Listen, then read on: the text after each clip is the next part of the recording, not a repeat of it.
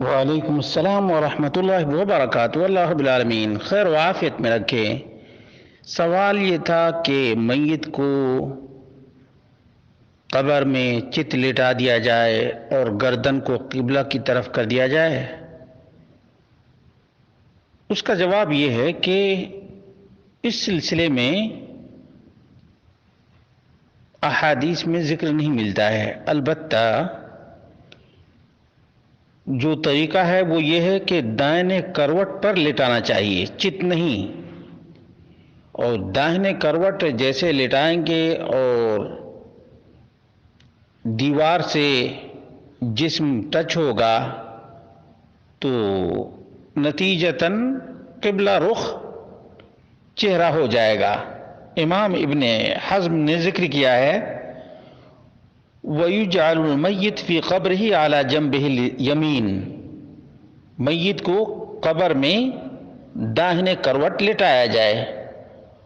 وَوَجْهُهُ قُبَالَةَ الْقِبْلَةِ، اور میت کا چہرہ قبلہ کی طرف ہوگا۔ وَرَأْسُهُ وَرِجْلَاهُ إِلَى يَمِينِ الْقِبْلَةِ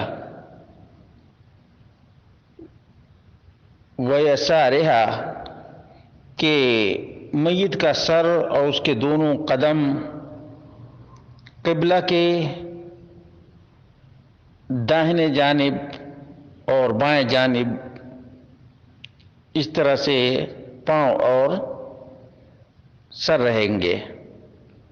عَلَى هَذَا جَرَى عَمَلُ أَهْلِ الْإِسْلَامِ، مسلمانوں کا ایسے ہی تعامل رہا ہے من عہد رسول اللہ صلی اللہ علیہ وسلم إلى يومنا هذا، وهكذا كل مقبرة للمسلمین على ظہر الارض، نبی کریم صلی اللہ علیہ وسلم کے زمانے سے لے کر کے اور ابن حزم کے زمانے تک تمام مسلمانوں کی قبروں میں ایسا ہی کیا جاتا تھا۔ المحلہ لابن حزم جلد نمبر 5 صفحہ نمبر 173 ہے۔ معلوم یہ ہوا کہ قبر میں دیوار سے سٹا کر میت کو داہنے پہلو پر رکھنا چاہیے، اور ایسی صورت میں چہرہ، دونوں قدم اور سر قبلہ کی طرف ہو جائیں گے۔ لیکن اس سلسلے میں جو بات ذکر کی گئی کہ چت لٹا کر کے صرف سر ہی قبلہ کی طرف کر دینا چاہیے، یہ درست نہیں ہے، یہ درست نہیں ہے۔ واللہ اعلم بالصواب۔